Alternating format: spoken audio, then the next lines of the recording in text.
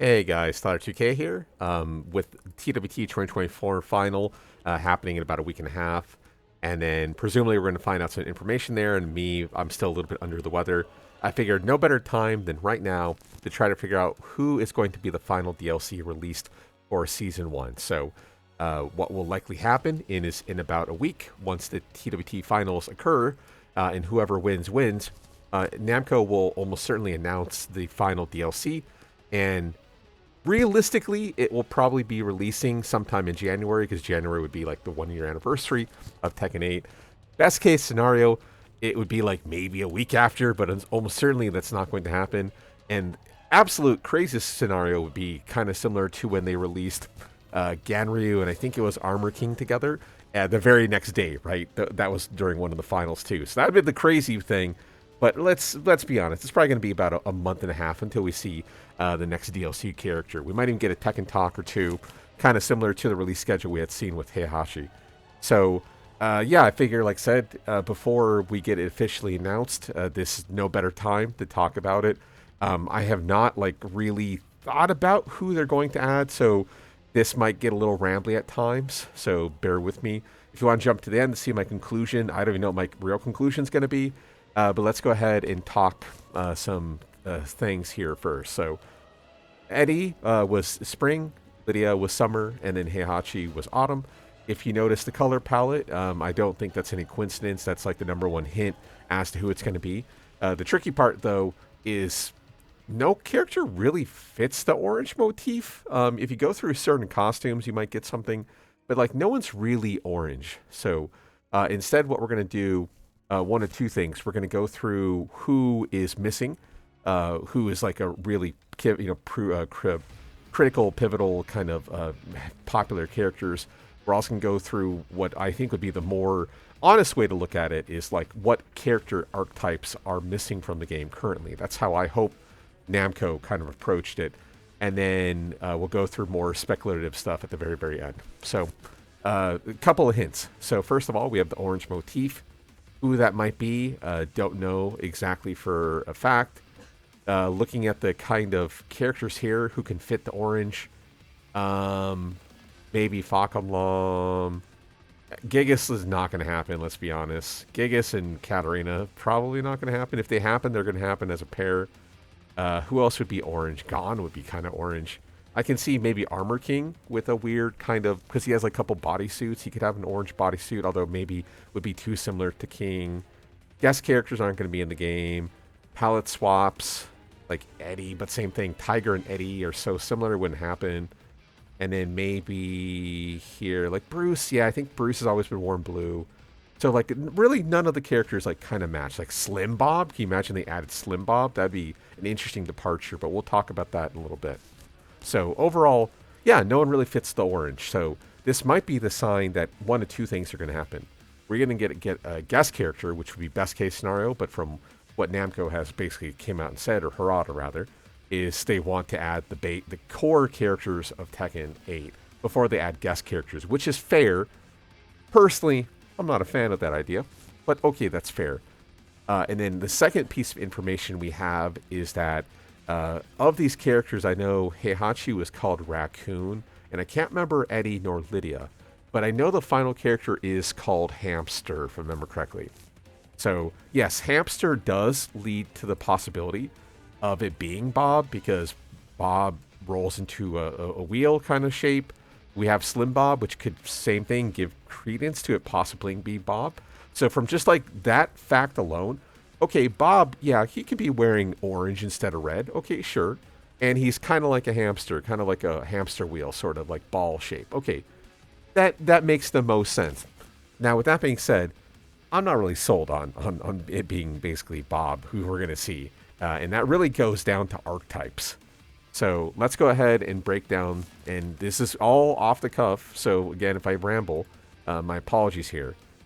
But we can basically break the characters down into what they do and what they add to the game. So before we even talk about popularity, let's go ahead and let me make a copy of this first. Let's go ahead and talk about archetypes. So first things first, let's go ahead and get the easy ones out of the way. So the reason I don't like seeing like the possibility of Bob being the next DLC is the fact that at the end of the day, he's a Mishima character. He has not an electric, but he has a Wind God Fist. He has a Hell Sweep. He has a bunch of things. The issue now, if we have Heihachi coming out, so where are you, Heihachi? Heihachi. So we'll go ahead. We'll brand them with like an M or something. So M for Mishima. So before we get to the real archetypes, let's just go ahead and give him an M. So M Mishima, right? I guess I can do it a little bit more fancy. So first things first, like he is through and through a Mishima character. So if we look at how many Mishima characters there are already, and let me go ahead and turn on transparent, although I think technically transparent should be grabbing this white. I'm not sure why it's not grabbing the white. But yeah, transparent shouldn't give it. Okay, so we have a Mishima. We have a Mishima. We have a Mishima. We have a Mishima. And I'm going to do it even though it's going to piss people off. Okay, we have a Mishima. So we of our core, like what, 32 characters or whatever we're at now, like 5 of them are Mishima style characters. So electrics, hell sweeps, demon paw, heat engagers. I mean, you name it. All these characters, for the most part, they don't play identical, but their general game plan is somewhat similar. Poke the opponent down, hit them with the newly buffed, like every character other than actually, does Divulgent have a perfect electric? I can't remember, but like I-13 electric, I-13 electric, I-13 electric. Like they're so much sped up. And if you consider like the season 3 and season 2 of Tekken 7, where electrics became more tracking, better recovery, it's just like they're really forcing the electric kind of motif down your throat. So to have a Mishima to end season 1 of a Mishima just released would be something. And that's not even talking about the fact that like Heihachi is a better version of Lydia, and Lydia is already kind of similar to Reina. So, and then Reina, of course, is the daughter of Heihachi. So she was the replacement for Heihachi until Heihachi had become announced.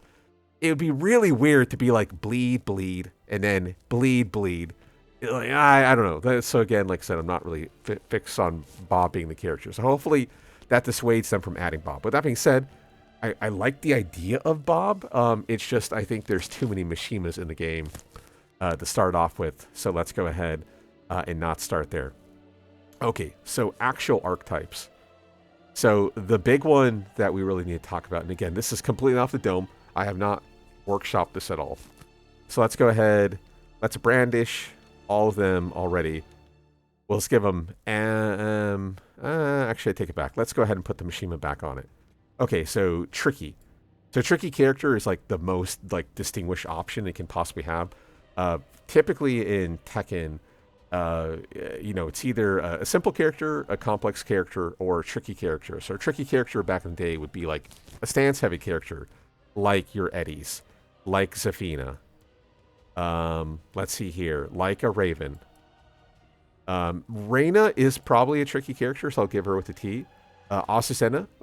Actually, nowadays, Azucena probably is a little bit less of a tricky character, simply because her stance is fairly forward. She kind of plays like this T8, like forward-looking kind of stance properties. So no. I will give Leroy a T simply because, yeah, his parry game supplements his combo or his stances and whatnot. See, same thing like this. See, Leo technically wouldn't be a tricky character, but same thing with the fact that she has so many stances, and that's like one of her defining features initially. I'll give her a T. Now, with that being said, like a character like here, like Lydia, even though she's super stance heavy, she's not really tricky because a lot of these stances, and this is probably more of a better defining feature for people who are unaware of what I'm talking about. A lot of these stances have some sort of gimmick going to them that makes it such that approaching or attacking a tricky character is literally tricky, right? So the relaxed stance, or negativa stance for Eddie, you can't hit him because he's high crushing. Same thing. We have both Mantis stance, where she can guard mids and lows. She can high crush naturally, and then under the effects of Scarecrow, or sorry, not Scarecrow, under the effects of Tarantula, she complete crushes. Parry options, same thing, stance evasive. A lot of effective pressure from numerous stances. Like Reina is like the closest thing to a lay that we currently have in the game. So then, yeah, same thing. A complete parry system, reversal system, and then stance with a reversal built into it.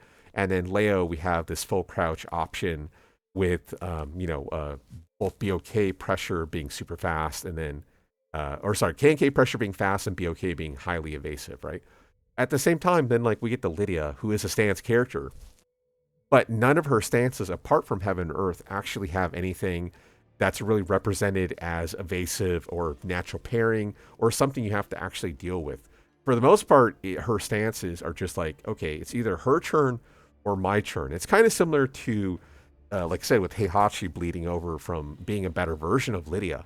It's like Heihachi needs the warrior instinct for his stance to be buffed. So even though nowadays he's a little bit more stance heavy with both Raishin and Fushin stance, he's still not a stance heavy tricky character. In the same way that like HBS for bears is not a stance heavy option that you have to like to deal with. Now there are tricky parts to something like HBS, but the HBS stance is not so much a defining feature of a character like bear. Now, with that being said, like nowadays, T8, roll stance and heat enhance does give a little bit more credence to be a tricky character. But yeah, it's not so much that way anymore. So it's like, yeah, there's like little morsels, little nuggets of like trickiness in their defining kit, but that's no longer the thing anymore. Whereas, of course, a character like Xiaoyu, definitely a tricky character. So no. Harong, same thing. If his stances had auto parries or reversals, highly evasiveness, same thing. He's just a character who does a lot of stance dancing, but the stance itself isn't necessarily tricky. So this might be more controversial, but I'm not going to give him the tricky notation just because the evasiveness is not highly defined. In a similar vein, the stance option for Fang is more defined as, general evasiveness to cause an evasion. So, like, for instance, you can drop into AOP with Xiaoyu and duck. Now, when you're in AOP, you can actually duck to get further below mids. So, like, a Kempo drop is more of a temporary thing, and then you decide to hit a button.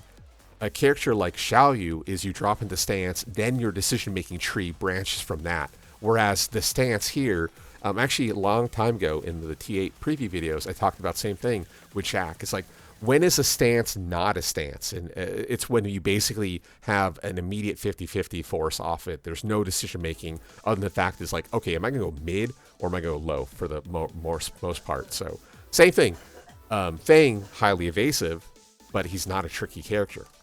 Now, on the flip side, we have a character like Yoshimitsu, who is super tricky. Unblockables galore, stance with reversals in it, highly evasiveness, multi-stance character, with like having 4 stances. So definitely a tricky character. So same thing, the Lily stance doesn't really define her as a tricky character. Elisa's stances, same thing, don't necessarily make her a tricky character. Nowadays, Lars is closer to a tricky, but he's in the same boat as everyone else. The stance itself is not the defining feature. It's just the start to the means to an end. Your goal is to just jump through these stances and apply pressure. Whereas, same thing, your whole game revolves around stances with these other type of characters. So no. June is very, very close. I would say, if she had more, man, she's close. I think most people would put her as tricky. I'm really close there. Ooh, God, she's like a half T. I'll give her a T, but it's more like a lowercase T. So yeah, her stances are there, reversals, general evasiveness. I guess by definition, she's super tricky because, down 1 + 2 and things like that. Forward 2 evasiveness, down 4 2 evasiveness. So I think the rest of her kit really complements her stances. So her stances alone don't put her into that tricky category, but the rest of her kit I think does. And then same thing. No. You can argue about Steve being a little bit trickier because his left read, right read, same thing, are highly evasive, but at the same time, means to an end. The stance isn't the thing that makes him tricky. It's the entire kit that is different for him. So that's not really the same thing. Okay, so there's our tricky characters. So let's go ahead and talk about one that's near and dear to my heart. So we'll do T for tricky. Okay, so one near and dear to my heart are grapplers. So I'm just going to call them throws, and we'll signify that with an H. So unfortunately, that's kind of one of the things that T8 is missing relative to older games. And that's why I'm thinking it's more likely we're going to see something like that. But grapplers, I'll consider grapplers and pseudo-grapplers a thing. Pseudo-grappler is not really a term you hear much nowadays. I kind of talked about it a lot back in T6 and Tekken Tag 2 days, but it's kind of fallen through the wayside because there are a lot of pseudo-grapplers or characters who are missing like major defining grapple options against airborne, and they have lower like ground-based games. So for instance, a character like Dragunov is a pseudo-grappler, Paul is a pseudo-grappler, Nina is a pseudo-grappler, technically Harong is also a pseudo-grappler. And then for our purebred grapplers, we have Jack, we have King, and let's see, anyone else I'm immediately missing? Okay, I'm not seeing any grapplers there. So yeah, grappling, for the most part, a lot of things over the years have like gone through very many changes. So it was funny when like the game had first came out, and you know the throw game was so like near oppressive, and then you had only one grappler in the game to really exploit that fact. So what was kind of interesting for the most part is so everyone's throw, even in this current match, in this current patch, right? Everyone's throw tracks if they have a generic option. So back in the day when you did a throw, throws never track. So you know like top right corner for the you know just sidestep throws video, but there was something called a forward throw where you literally hold forward and plus your throw at the same time, and your throw was a little bit slower but had tracking properties because of it. So King was the only person with a forward throw because he was the only true grappler in the game. And then they made it so throws is tracked again, and then they got rid of throw tracking for non-generic options, and that was that. But it's weird to see like King has tracking throws by definition at the game first came out. It's just that everyone got overbuffed at the same time. But to have only one grappler in the game when, you know, the throw system is near oppressive for like a few months there, it's kind of funny. Okay, let's go ahead and do like let's do like straightforward characters. So straightforward characters would be basically the opposite of tricky, no stances or very limited stances options, and then are defined by just a few normal Tekken kind of moves, whatnot. So, and actually, you know what I'll do? Let me throw the M for Mishima on here. Should be pretty obvious. That way, it's just clearly like just saying Mishima there, right? Okay, so straightforward character. We have Claudio. Let's see here. For the most part, I would say you know a character like Law. I would say a character like where are you, Shaheen? Are pretty straightforward. They have stances, but they're not really heavily defined by said stance. Of the two of them, Law is definitely the closest to being like a more tricky stance-heavy character. But for the most part, they play fairly similar. So Shaheen, when he had originally come out, was kind of like a hybrid character between Lee, Raven, and Law. So now he's a little bit more defining. He has like the guard breaker. I guess there is some credence to give him like trickiness, but yeah, for the most part, the stance itself isn't what makes Shaheen hard to deal with. It's heat mode for the most part. Okay, straightforward. I would give him. I would give him. Bears are definitely straightforward characters. Let's see here. I hate to say it, but Brian is pretty straightforward. What you see, what you get. A lot of counter hit games. His intentions from the get-go are like very well known to you, and of what he's actually trying to do. Let's see, anyone else I would give straightforward? Lydia, unfortunately, is kind of in that boat, but she has too many stances. I can't really give her that necessarily that straightforward part. Okay, let's see here. And then, yeah, and then just I'm seeing like an overarching like part in between them. So I will say the second one, with the final one, kind of the branch off of Tricky, would be movement heavy. So movement. So a lot of characters defined by their just general mobility. Lisa, Lee is probably not in that ballpark, but like I talked about, these characters are not quite Tricky, but they're like a branch of Tricky. They're a lot of evasiveness and just general movement ideas that is not so hard to deal with on the surface, but like trying to pin them down is going to be a hard part of the game. So that just leaves us with Victor, who he's pretty straightforward. I'll give him an S relative to like the rest of this definitions here. So then Lee, and then we have Lydia. So Lydia, I guess, would be closest to Tricky. Like I hate that she's not movement heavy. Like, okay, I'll give her a T. That hurts me to do the T there. Insane thing. I'll give Lee the T treatment. See, I can't though. They're not T's. Okay, so they're their own things. I think for the most part, everyone else here kind of falls into that. I'll give the M. Yeah, I forgot I can just write. Okay, so S. So this are straightforward characters. 1, 2, 3, 4, 5, 6, 7. Straightforward. Okay, movement hybrid. 1. Okay, let's do it from top. Otherwise, I'm gonna start skipping them. 1, 2, 3, 4, 5, 6. That sounds about right. 6. So grapplers, including pseudo grapplers. 1, 2, 3, 4, 5, 6. Yeah, I'm gonna say I know. See one. Okay, so Tricky, and then Mishima, right? We have 1, 2, 3. Well, people are gonna be mad about Jin, but I'm gonna throw Jin under the same boat because Demon Paw, Hell Sweep, Electric. You know, 1, 2, 3, 4, 5. So we have 5 Mishimas. And then, like I said, I think it's, is it like 33 characters nowadays? Something like that? Okay, so knowing that, so we have a good amount of Tricky characters. We have a good amount of Mishimas, like relative to the percentage of the cast. Straightforward or pretty straightforward. So looking at what we're missing, so we need to add a thrower, we need to add a grappler, or we need to add a character with super high mobility. So there is argument for. Yeah, let me do the fee thing. Oh shit! I don't want to lose that one. Save, yeah, sure.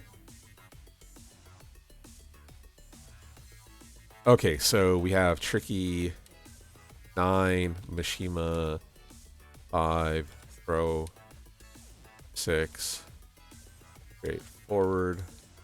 I guess that 7, and then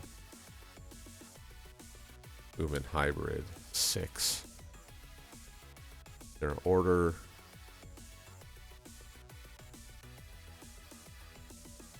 Okay, so I think, like I said, unless Namco has like a craziness going on in their head. Can I blow up the font too? Okay, cool, I can. Okay, so I think Mishima, like, we can like just get rid of that idea. Again, I don't think anyone's gonna really be missing them. And let me turn off word wrap. Okay, so let's throw them out. So Tricky characters, we have a good amount of them currently. That also probably has to do with the fact that, you know, again, T8 really revolves around like heavy stance, heavy evasiveness. We know what is, I love, aka hate the definition of like active defense. But yeah, I think for the most part, we can kind of rule out Tricky. So straightforward characters are always going to be straightforward. So that's a defining feature we can have. But again, we're looking for hybrid movement characters, throw characters, and then also can be straightforward. So any of those 3 criteria can match. So let's go ahead and now go down to the breakdown part here. Okay, so this is a list of characters that have supposedly have ever existed. And I'll give a shout out to Alex R here up in NorCal for making his own kind of list and kind of inspiring this from a few months ago. But this is basically everyone who's currently in 8, and there might be a mistake. If there is, my apologies. Currently in Tekken 7, who is not in 8, what I did is I created a secondary category for guest characters. So these are like, IP from other games. Then we have miscellaneous characters who are just like clone height characters, palette swap characters, and then I have a category for characters who are dead, whether they are missing, or confirmed dead from Namco. Because Tekken 8 is a, what would be called like a canon game. So the existence of the game exists in like a continuity of the timeline. So for instance, characters don't come back from the dead, e.g.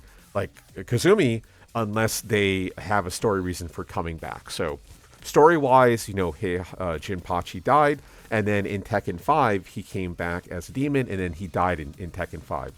A character like Unknown was never alive because she only existed in Tekken Tag canon. So she doesn't exist outside of in the non-Tekken Tag 2 world. So like, for instance, I can say with like near certainty she's not going to come back. Now, characters like Ogre exist both in Tekken main Tekken 2, Tekken 3 canon, as well as Tekken Tag 2 canon, but we're going to count them as their Tekken 3 sort of iterations. And then at the very bottom, we have a couple miscellaneous characters to talk about. So, yeah, might as well talk about them right now. So we have Angel.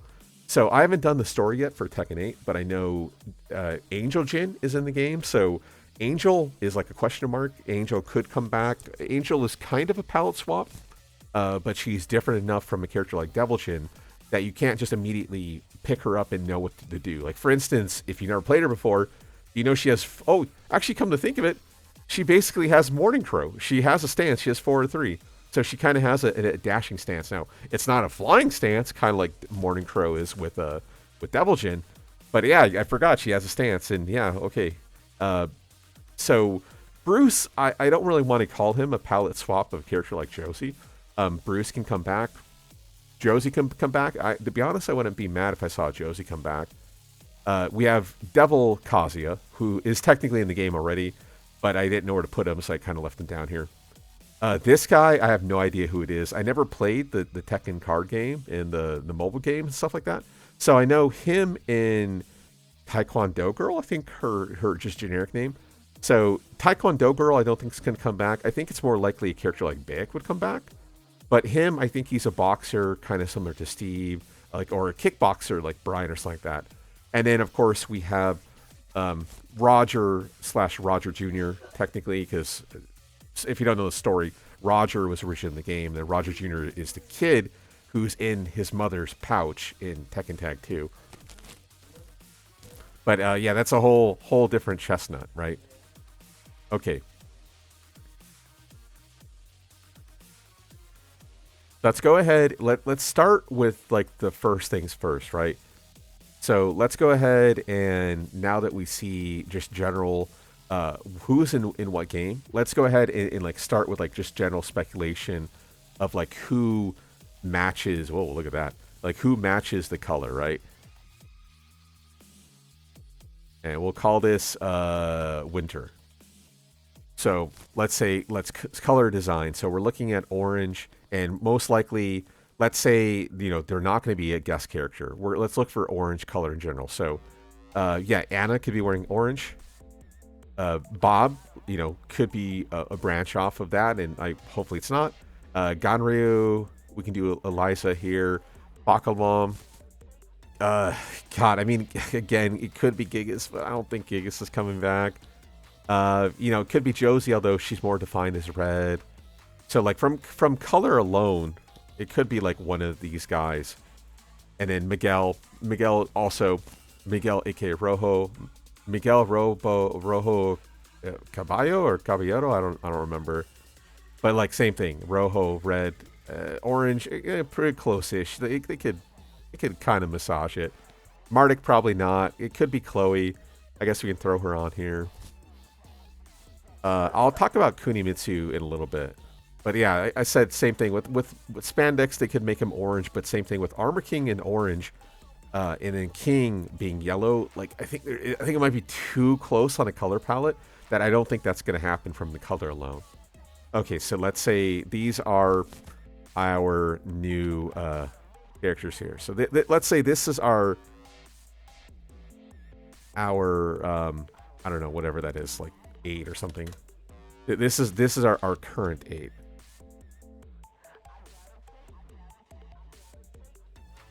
Okay, let's do the FDX thing. Okay, so if we're looking in, like, you know, I've knocked out tricky characters as one of our criteria. Let's see, what was this criteria? Oh yeah, Mishima. Okay, so none of them are Mishima, so none of them disqualify. Tricky characters. So what characters here are, and again, this is off the dome. I have not planned any of this. Tricky characters. Okay, so unfortunately, that rules out Anna. Ganryu. Now, Ganryu is in a weird spot. So Ganryu isn't, I wouldn't necessarily call him tricky, but he plays so differently than everyone else in the game. His jab is 12 frames. His launcher is 16. He has command punishers, which requires double tapping inputs and double like directional inputs. He almost plays like a 2D character. Like a 2D, I mean in like a 2D fighting game where you have to do special inputs to get like kind of special things out. Now, he can be played straightforward, but he's like right on that cusp of being like tricky character. So, and then yeah, stance evasiveness, having to deal with the stance, it can be hard to deal with him and hard to play. So I'm going to throw him in their tricky category. We'll get rid of him right away. Okay, Eliza, maybe tricky. No. She's right on the cusp. So I'm gonna throw Lucky Chloe in the tricky category. Okay, so like I said, with Bob, I mean I'm gonna throw Bob in the Mishima category. I'm throwing Bob out right away. Okay, so that leaves us with 4 characters. And I should be doing this in Photoshop because this would be a lot faster if I did it in Photoshop. Okay, so these are the 4 who kind of match all the. We have the color code. We have the non-Mishima non-tricky characters here. Okay, so what's our low requirement? So movement hybrids and throw-based characters. So first things first, none of these are grapplers. Now, what's kind of interesting is if we presume this to be of like a grappler type, like let's say like grappler is one of the major criteria, that actually leaves us with another character that I've already kind of singled out. And that character is Bruce. So for people who don't know,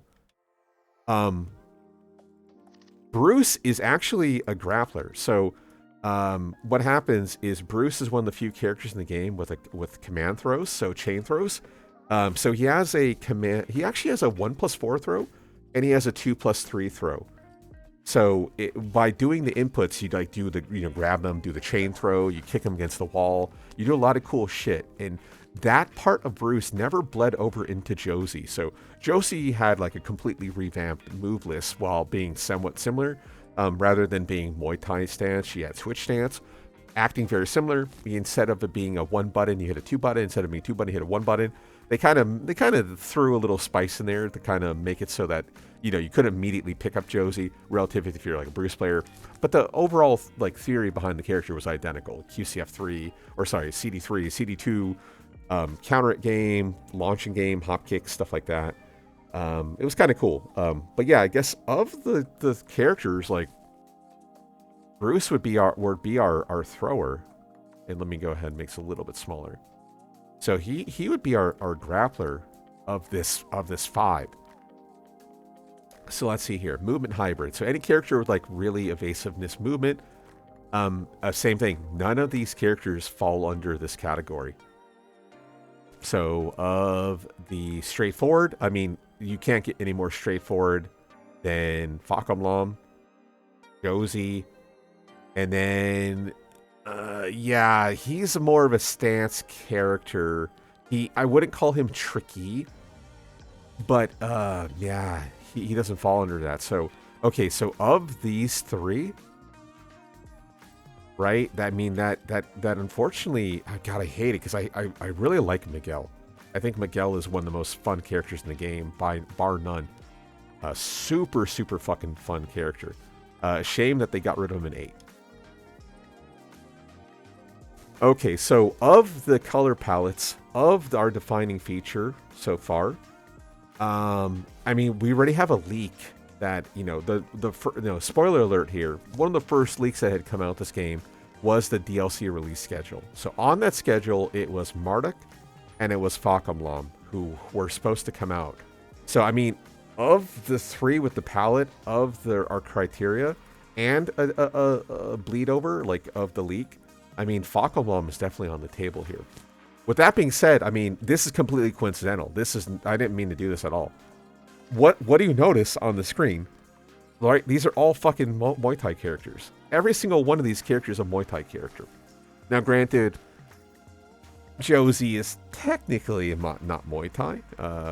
Is she like a streamer or something like that? I can't remember. So she's not really technically Muay Thai, but she's still a Muay Thai character. So again, switch stance. We have, Muay Thai stance, MTS, even though technically it's called Passart. And then, Fakamlam does his own thing, whatever. Okay, but yeah, okay, cool. So there's like credence to being one of those 3. So let's go ahead. Let's get rid of color coding as part of the criteria. And what I should have done like a save state. That way I don't have to redo this every time. Let me go ahead and get rid of this. Okay, and then I can... No, that's not what I want. Save and download. Oh, so back in the day, they used to do like a... What was it? They used to do... Yeah, there was a table generator, right? What if I... Okay, no. Maybe it was back in the day sort of thing.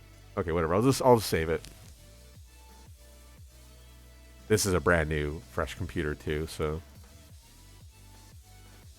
Save it. I'm kind of really zoomed in, so I can't tell shit. Okay, I assume I didn't. Okay, so let's start, like, now let's completely disregard the color palette. And let's just talk about a few things first, right? Okay, so let's go ahead and let's throw away the palette the characters, right? We're not going to see Christie. We're not going to see Forest Law. JC is still on the table. Kunimitsu is still on the table. We're not going to see Master Raven. Michelle would be interesting, because at this point, I don't think anyone necessarily wants Michelle back, because she is a palette swap. But I think we're more likely to see a Julia. So for people who don't know, Julia Chang, JC, in her mom, Michelle. I don't think we're going to see a Michelle. I don't think we're going to see a Miharu. I don't think we're going to see a P-Jack. I don't think we're going to see a Sebastian. It's possible we can't see a Slim Bob, so I'll leave him here. I don't think we'll see a Tiger. And Violet, I think, is kind of ready in the game, so let's get rid of Violet. Okay, so of these, I assume eventually we'll see a Mokujin. But Mokujin will not be DLC Winter, so let's go ahead and get rid of Combat, Mokujin, and Tetsujin. Let's get rid of them right away, so we can get rid of them. Okay, so of the dead characters, we can get rid of Kasumi. We can get rid of Devil Kasumi. JP is gone. Unknown is out of canon, so that leaves just them. Okay, guest characters. So what I will say about guest characters, I think realistically we won't see any of these characters back in Tekken 8. But that's not to say we won't see a Street Fighter character. We won't see a King of Fighters character or a Fatal Fury character, or a Walking Dead or Final Fantasy character. I don't think the IP is off the table. I just think the characters themselves are off the table. And Gon, I think they already said Gon will never come back because that IP is tricky. Like, let's just say that. Okay, so let's get rid of top tiers. We don't need you because they're already in the game. Okay, this is now what we're working with. So let me go ahead. I'm gonna add one more below, and we're gonna call them like possibles. So we'll work this out. That way, it's a little bit neater to work with. So I don't think Angel's on the table, but she could be. Like Angel Jin might be. This dude, whoever he is. Roger. Okay, that leaves everyone else. So let's go ahead and zoom in.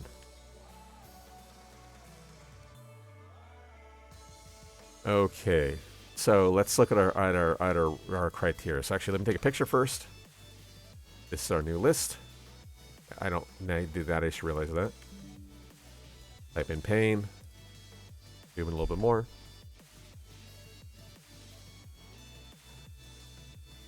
Okay, so let's go ahead. Okay, we're starting completely fresh.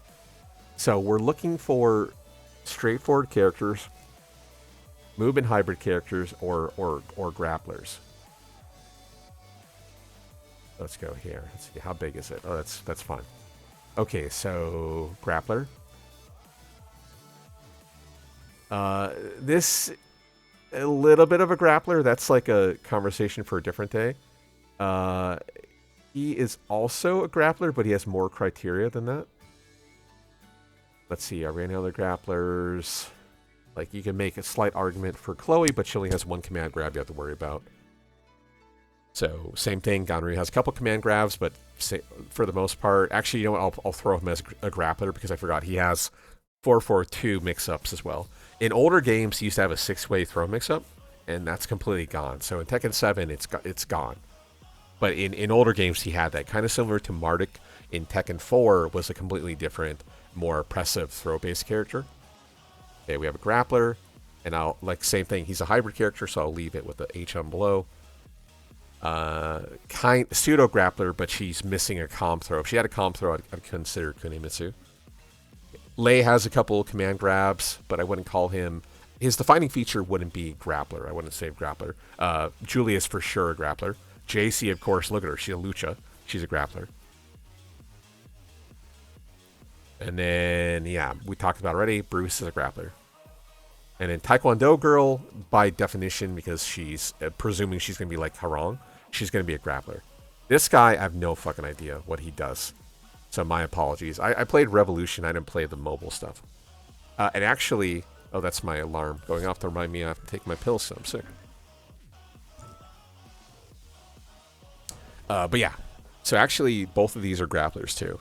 Actually, if anything, Roger Jr. and Alex are probably better defined as grapplers. Because they have Tombstone, they have GS, they have stuff like that.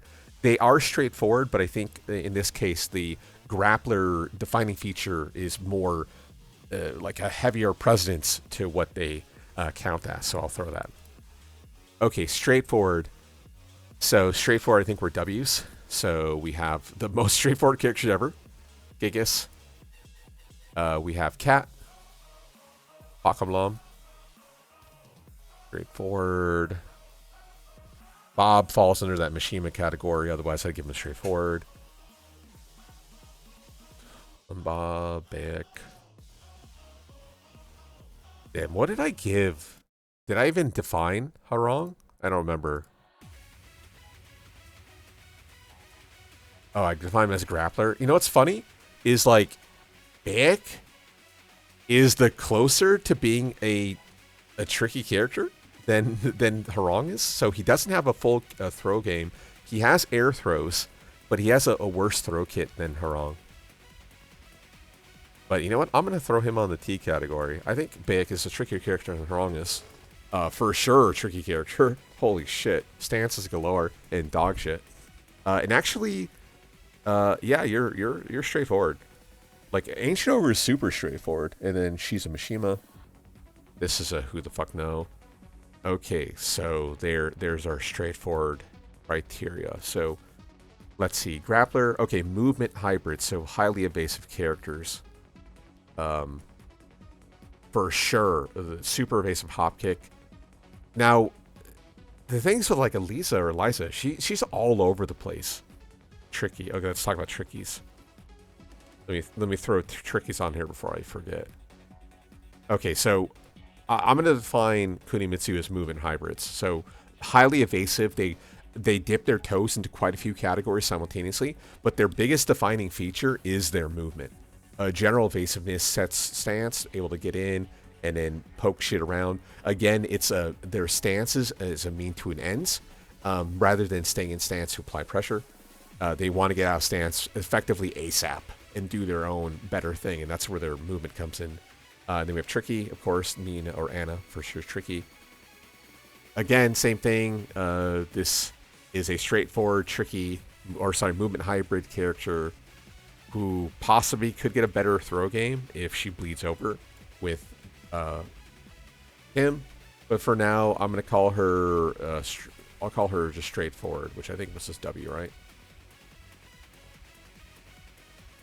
And then yeah, man, his movement was good. So I'm gonna give him a W, and I'm gonna give him a V. So Miguel's movement is really crispy for his character size.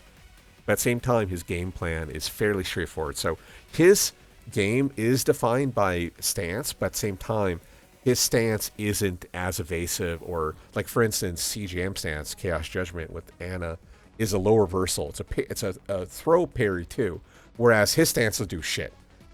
So it's a means to an end, but at the same time, he's more stance dance happy. But the cool thing with Miguel is he can cancel stance like very, very fast. So okay, let's go to the fee thing. I'm gonna throw him right away. Fuck it. Yeah. Okay.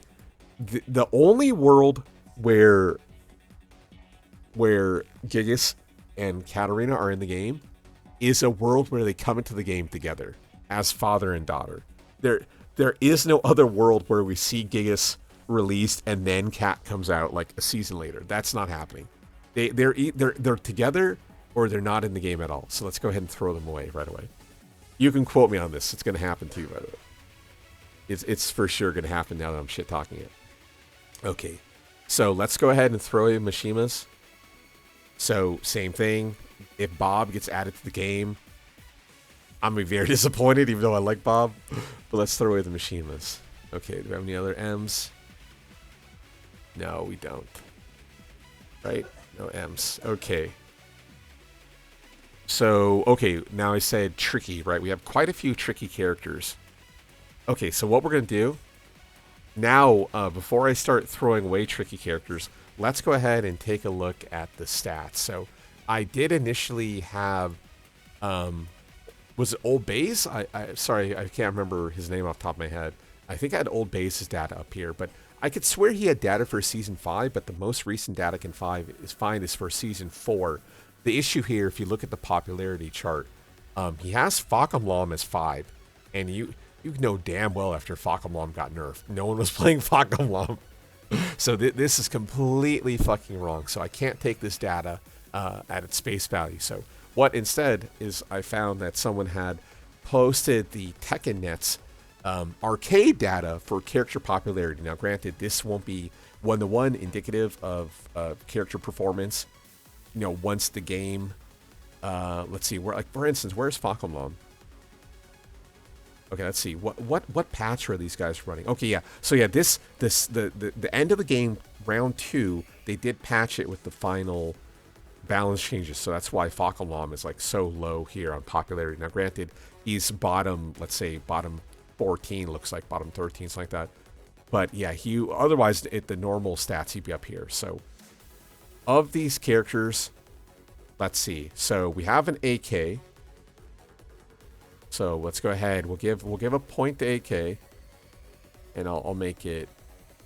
I don't know. What the hell would stand out? Brown? Well, let's give him a white. Okay, white. The white doesn't stand out either. Fuck. Light blue?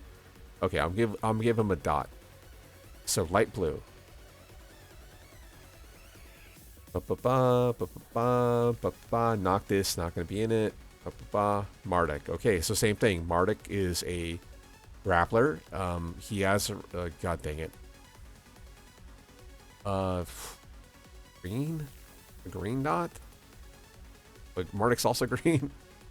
Okay, so same thing. He's a grappler. He's already been announced, and then he's also popular. And then grappler, AK. Let's give 3 dots total. Okay, and then we have Anna, but I haven't ruled out Anna, but she is a tricky character, so I think she's more or less likely to be in the game. Although she is top 20, right? It's at 10 total. So top 20, so she is in the contention. Let's take one final dip on this last tier. So I already ruled her out. East isn't going to be in the game. And Julia. Julia is also, did I put her in the grappler category? Yeah, I did. So let's go ahead and throw... Okay, JC is a Tekken Tag 2 character. She's not in canon, so she's less likely to be in the game. To be honest, I wouldn't doubt it if they had JC instead of Julia Cheng, normal Julia. But let's go ahead and get rid of her. Let's DQ her. Okay. Okay, so here we go. So let's go ahead and throw away characters that they're almost certainly not going to bring back. Because same thing, Dr. B was not popular at all. Dr. B is a dead character. He's gone. Let's go ahead and get rid of these guys. I think they're more likely to throw in a guest character first. If you believe what they said, they're not going to add animals in the game because of PETA concerns. I don't know how true that is. I think that's more of an old wives' tale than anything. Let's go ahead and get rid of them. We can go ahead and get rid of Alex. Alex was a less popular version of Roger. So despite them both being grapplers, I think the animal thing's going to hold them back. Of course, Alex is a velociraptor. He's a dinosaur. So he's been dead for like 65 million years, but hey. Let's see here. Okay, Eliza, I think out of context was the information there. Okay, let's see here. Now, let's take a look. Where are you, Ganryu? Ganryu probably is bottom tier, right? Okay, let's go ahead and throw Ganryu away. He's too not popular enough at this point to be released. I think Namco really has to really get shit going to try to, get more people in the game, make more money, so on and so forth. So can't hate the game. Okay, who else is in like the very bottom tier we can throw away right away? Okay, I don't see anyone. Pokemon bottom tier. Ooh. Okay, so let's now start throwing people out from just our defining features, right? And popularity and general knowledge. So same thing. Tricky character. Baek wasn't super popular. I'm a really fan of Baek. I like Baek better than Harong. But Baek is probably a character who might get added later. Also the fact, okay, so between these two characters, right? We have Wong, who in his storyline, even though technically not canon, did die, but at the same time, Wong's like 110 years old. Baek, same thing, in his storyline, he died, although it's not canon. And then probably a lot of moves got bled over. Also, Wong has kind of been replaced by Leroy, so I think for them to add a Leroy like replacement after you have a Heihachi replacement who replaces Lydia, who replaces Reina, I think would be in bad taste to add a character like Wong this early. So I'm gonna go ahead and get rid of Wong as well. So I think we can throw them away right away.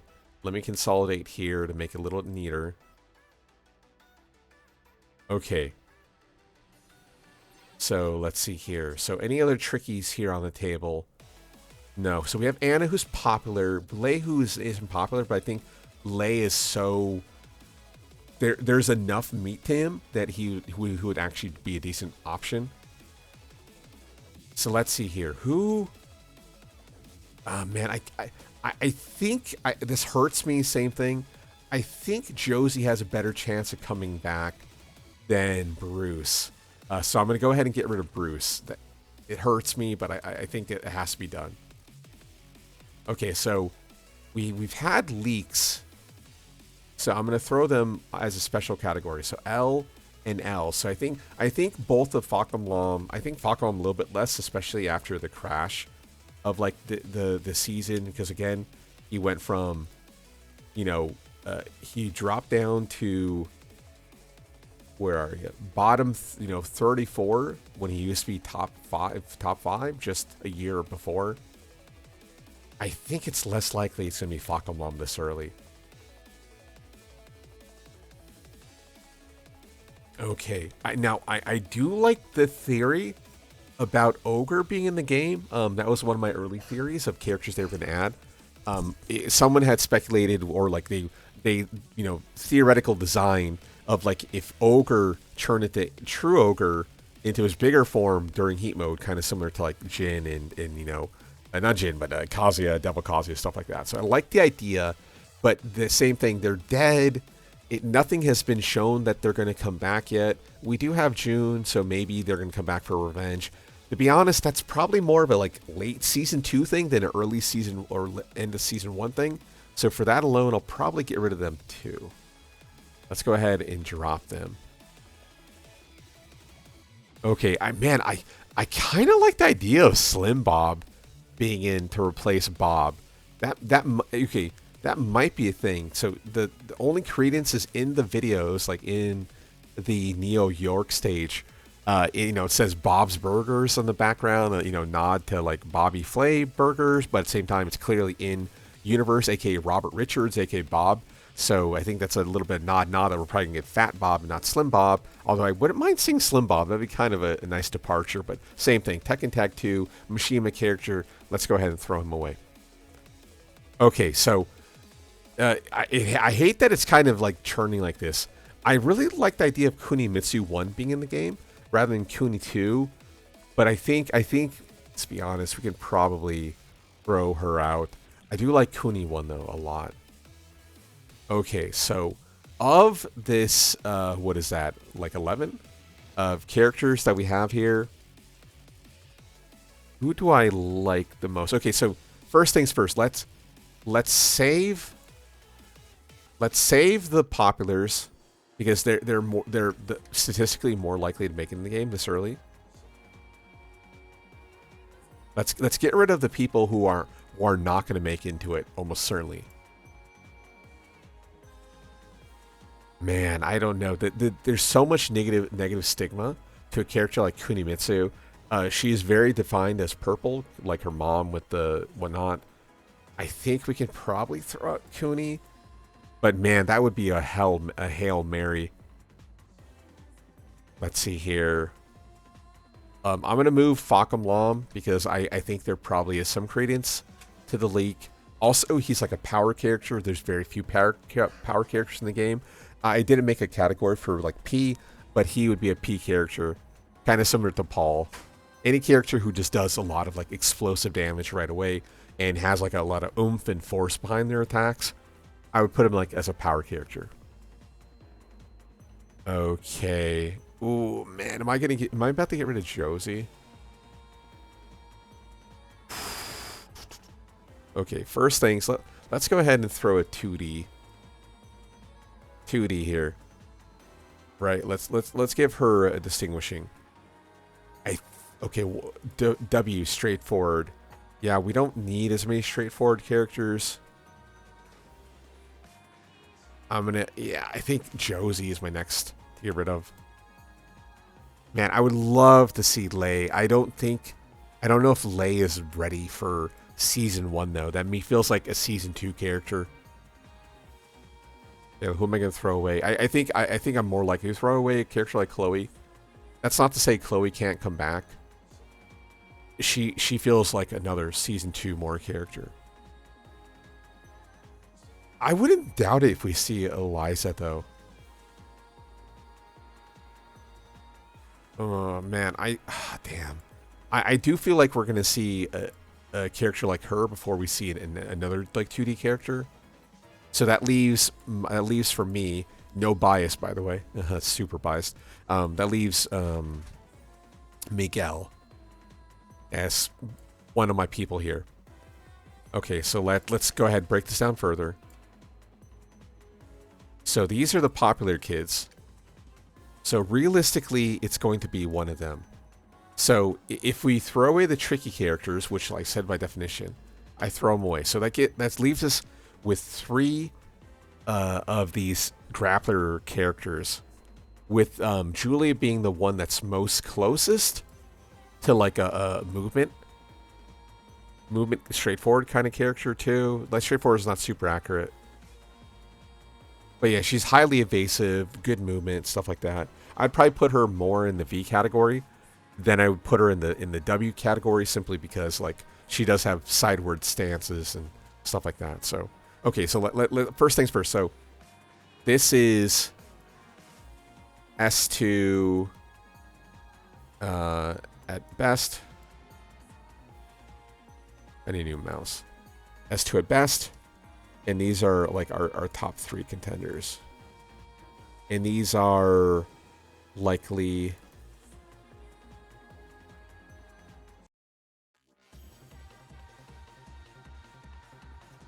Okay. So Marduk is in our league. He's a grappler. He's popular. Now the question is he popular because he was super overpowered, or was he popular because he was actually popular? Now what was our stats here? So Marduk, where were you?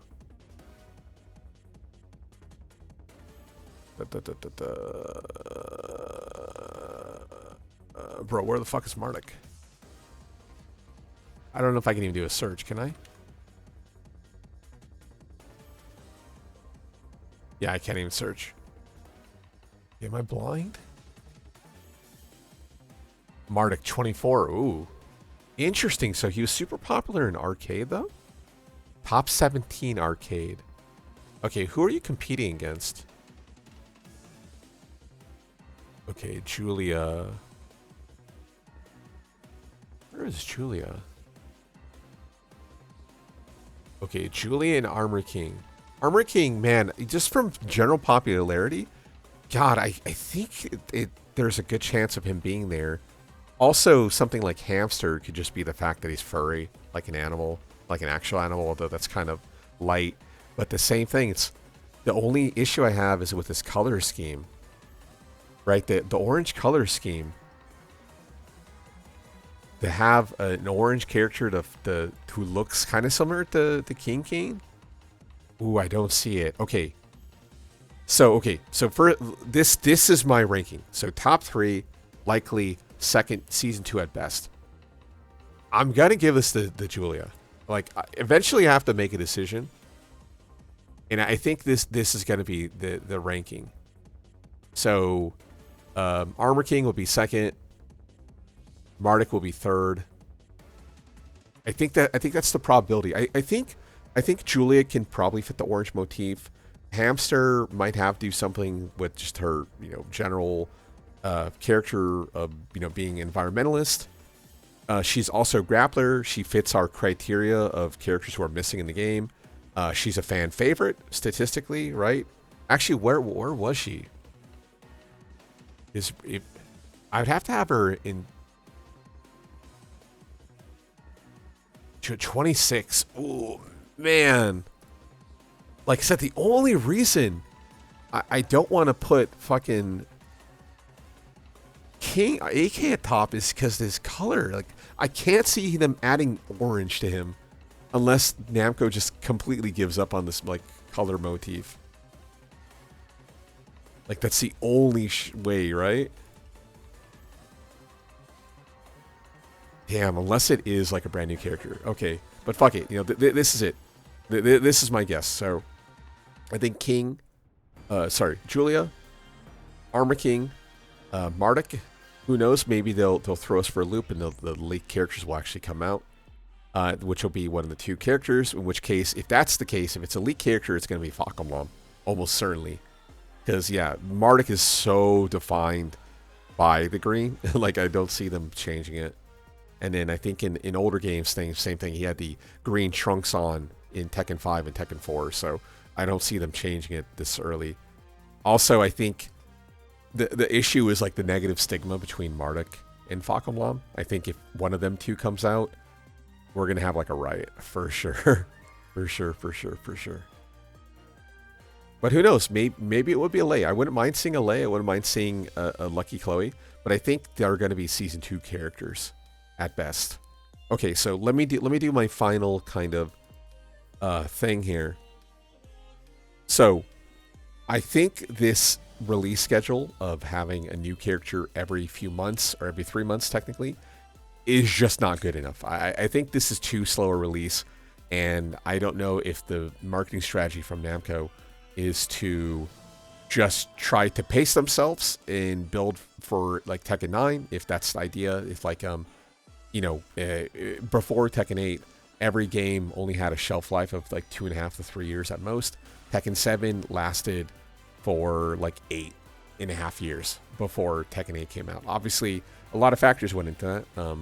Shifting market trends of like DLC and season passes, not to mention COVID hitting at the same time, really, of course, messed things up. But I don't know if the plan is to shift away and then start selling more units, like if they're prepping for Tekken 9, or if they're prepping to try to keep this game going for at least 5 years, and then we'll see a Season 3 before we get to a Tekken 9. In which case, yeah, it's too slow. If the plan is to go at least 3 seasons, 4 characters a year is way too slow.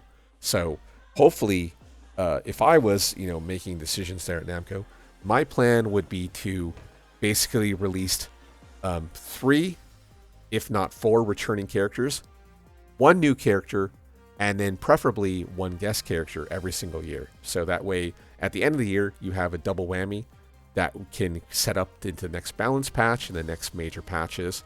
Because what's the issue here is we're going to have Season 4 character come out right as we get into like V1.10, V1.10, and we're going to have this major balance patch, and this new character's going to come out, not really know their place in the world, and they're either going to be insanely overpowered or insanely undertuned. For the most part, like we had a character like Eddie in Lydia who had come out, and they were behind the curve. Eddie Heihachi's a little bit above the curve, but at the same time, luckily, props to Namco, we haven't seen any pay to win in this game thus far. So my fear, though, is if you're planning on releasing Winter on every single major balance patch, e.g. new season, new year coming out, I think we're going to start getting into like Tekken 7 kind of timing and issues going forward. But yeah, I think 1 new character a year plus 1 new guest preferably would be definitely the way to go. Same thing if we look at T8, for instance, Season 2 is supposed to end up Tekken 7, so maybe we get 2, maybe 3 seasons, hopefully no more than that, but it's a little bit too slow a release schedule going forward, especially if you have to still add in like a Mokujin and stuff like that and whatnot, and whatever marketing decisions come down the pipeline from Namco. So I don't know, your thoughts. Who's going to be released, what Namco's going to do in the future. I'll go ahead and throw this one back on the screen. But yeah, my money is on one of these 3, one of these 5, and then next season we'll probably see Lei, we'll probably see Lucky Chloe, stuff like that. Okay, yeah, comments, questions, concerns, YouTube, Red, Twitter. Feel free to tell me I'm an idiot. We will be covering Manila Madness this weekend, and we'll also be doing, of course, TWT Finals next weekend. So I hope to see you there. If not, I hope you have a great rest of the week. That's all.